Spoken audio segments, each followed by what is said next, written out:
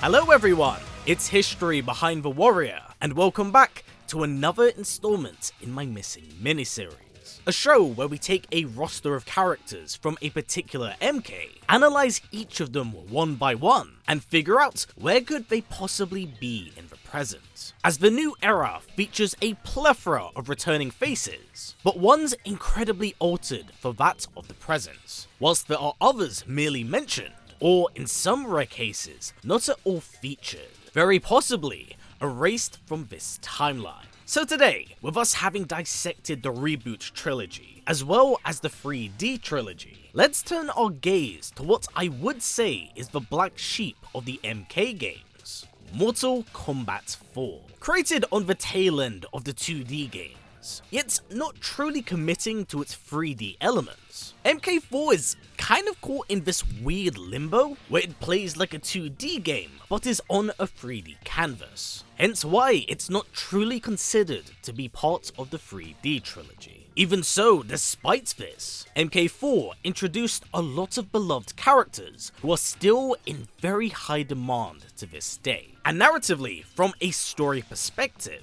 this was a really important point in the franchise, as it allowed us to step into the domain of gods and see what existed beyond the mortal plane. The MK4 story was a heavily foreshadowed one, with games like Mortal Kombat Mythologies and MK3 kinda setting it up from the shadows. This would all of course climax in MK4, and the way it finished felt like a true finale to the series, as Raiden would ascend to Elder God status, Edenia was finally freed of Shao Kahn's grasp, and Liu was able to cement himself as a champion. It really felt like a true conclusion to the series. But before we dive right into the characters and their changes, just a quick reminder as always before we start, that if you like what we do here and wish to see more, please don't forget to give this video a thumbs up. It's a very small thing, but trust me when I say it goes a very long way here, supporting not just this video, but the channel out as a whole. And hey, if you want to stick around, please do feel free to subscribe. Anywho, let's dive into things. Now to kick things off, let's briefly touch on the characters that we do know currently exist in that of the present, and those who are playable on the roster, as it then allows us to differentiate how different they are here to their previous iterations. Starting off with arguably the biggest name of the returning characters, Quan Chi. So this take on Quan is one that is completely different right from the ground up, as originally he didn't come from Outworld, but now by the wishes of Liu Kang, he is given a completely new origin, and honestly, one that's quite cruel and bleak.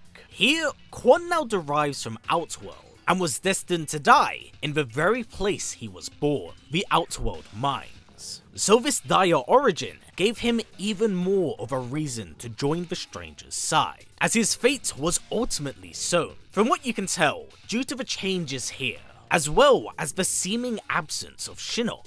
It means that fundamentally from the ground up, he is a very different character, as he's no longer tied to that of the Netherrealm. That means he has a completely new origin and rise to power. Whilst the events of Deadly Alliance still does somewhat occur, it is done in a completely different fashion, as both of the sorcerers are very independent of their own wishes and desires, with both hunting for power by their own means. And we see Quan Chi display a lot of that in the new timeline, by forming a Solnado and being the one responsible for creating Ermac. Although they aren't fully successful in utilizing the Dragon Army, the power they amassed and now wield from Titan Shang Tsung was more than enough of a catalyst for them to rise. But it would have to now be one done from the shadows, as they are both hunted by Outworld and Earthrealm. In terms of narrative deviations, this is a pretty significant change for Quan Chi,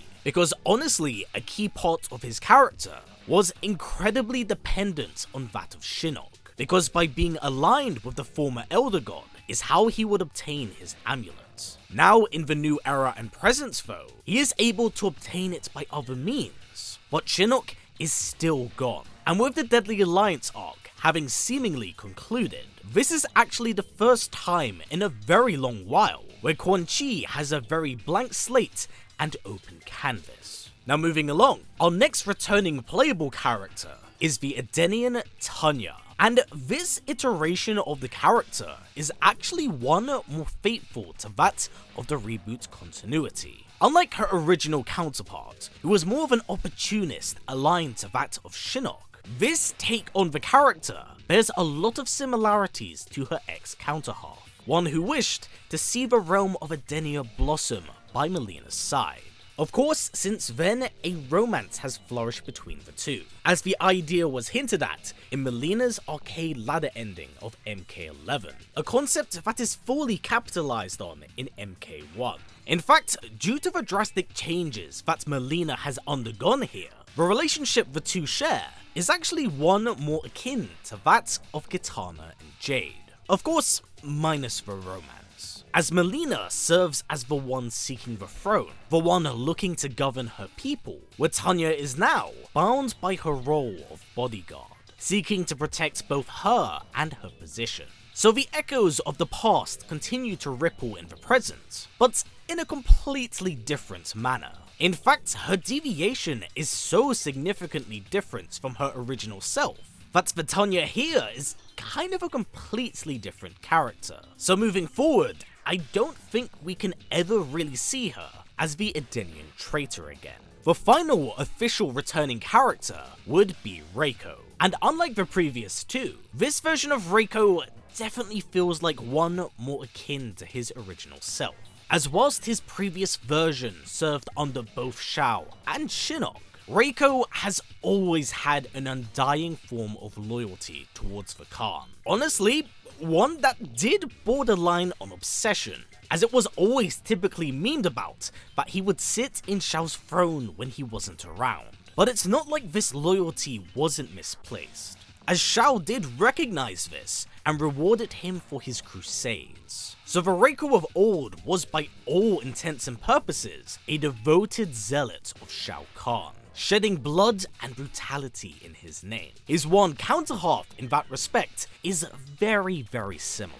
Although Shao is demoted to general in this timeline, he would be the one responsible for raising Reiko, teaching him within his ranks, and molding him into the warrior he is today. So the reason behind Reiko having an undying loyalty definitely makes a lot more sense here, as it simply flourished out a little bit more. And because of this, such loyalty to the general enabled his tyranny, so much so that Reiko would stick by his side, even when they were imprisoned and exiled by the royal family. In the postgame, we get a good idea of just how devoted he is, saying that he would happily die if it allowed Shao to control Onaga. So honestly, things aren't too different for Reiko here. His repackaging is largely the same, but just framed in a slightly different manner. Now with the returning characters out the way, let's touch on characters hinted at or mentioned in-game. Starting with a figure I'm quite frankly very surprised to hear of, as he's only ever made 2 in-game appearances. Kai. Kai was a new addition to the Shaolin, and essentially an expansive part of the White Lotus. So in many ways, he was kind of expected to be Lu's successor. But of course, in the grand calculus of it all, Kai was but a mere footnote in Liu Kang's story, as he was completely eclipsed by the champion's popularity. And honestly, it was quite unfair for him, as well as any other Shaolin character, to live up to Lu's expectations. Because even established characters like Kung Lao are still memed about, being referenced to as Liu Kang Light. So in comparison to Kai, an individual who was completely absent in the Reboot trilogy, it wasn't even a competition, which also probably explains why that even in the new era, he's strictly relegated to that of an off-screen cameo role. Mentioned in passing intros, it is revealed that Kai in this timeline is in fact a master at the Wuxi Academy, training new pupils, and having a keen hand in teaching the next generation of fighters. So he is an important character, just one that we never sadly see in physical form. The next character we have here is one with a very iconic scream. And that is Jarek of the Black Dragons. And honestly, very little is known of him in the present here, as the former protege of Kano would be name dropped in an intro, but it is one between a pair of smokes. Now the reason why this is an issue is because mirror match intros are largely considered to be non-canon here, as even in the dialogue of the intro itself, it is implied that it was Jarek who killed Smoke's family, despite it being very evident and very clear that it was the Lin Kuei in this era. So we kind of get our answer here in terms of how flimsy mirror match continuity is. Currently, it's quite impossible to know what exactly is going on with Jarek, as he's so incredibly dependent on Kano to exist. And with the Black Dragons completely absent in this installment, we have no idea what is going on with him here. Our final mentioned character, and I will say that this is one that's more of an implied theory than anything 100% confirmed, Fujin.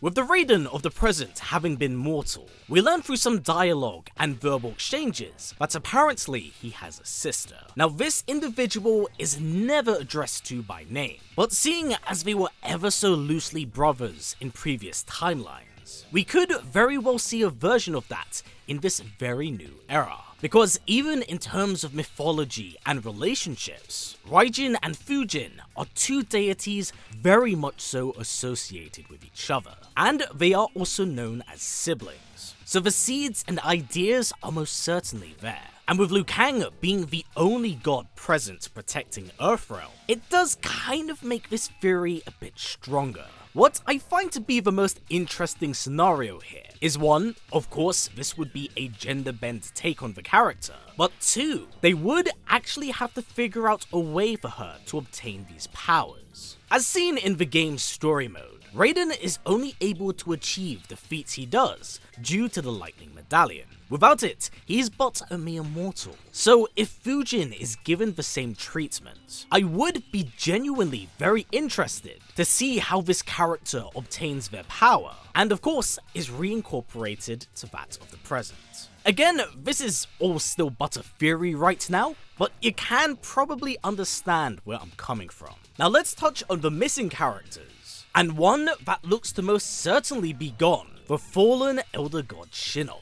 Child of Kronika and brother to Cetrion, the erasure of the Titan of Time seems to all but guarantee the demise and end of the former traitor. And considering the state of how villains are in the present, I highly doubt that such a dangerous figure like Shinnok could ever be redeemed or fit into this new world. And this is more or less solidified once his amulet surfaces, as both Geras and Liu Kang are completely baffled by its existence in the new reality, saying that it is an anomaly that should not be present. So I am of two minds here, that Shinnok is completely and utterly annihilated from this timeline, or maybe with a small sliver of possibility that he does exist in the present. He must be a completely different figure, one so altered that he did not even forge his own amulet. But that's me being unbelievably optimistic.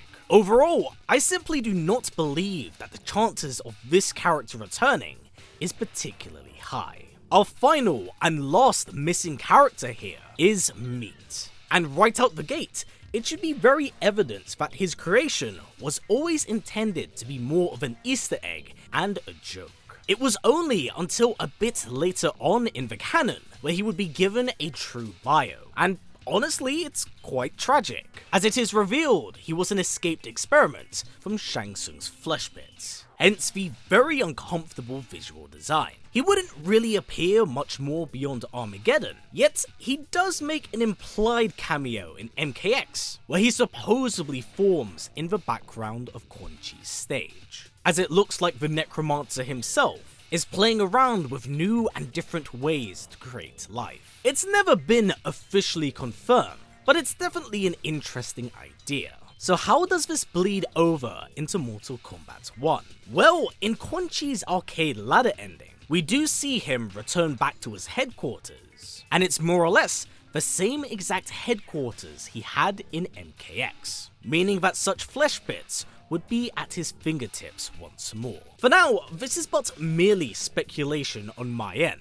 but I definitely feel it's quite an educated guess. So with that said, and everything covered here, that has been it for my coverage of Mortal Kombat 4. I do hope that this has clarified and elaborated what's gone on with these characters from the game, as there are many of those characters featured in the present, yet one's altered for this very new and very different reality. So I hope this gives you all an idea of what they might be up to, and what are the chances of their return. So now I ask all of you, who would you like to see return in the new era? And what would you like to see them do? Please do comment down below, as I love reading your ideas and suggestions. But for now everyone, that's been it for me. Take care, and I'll catch you all in the next one.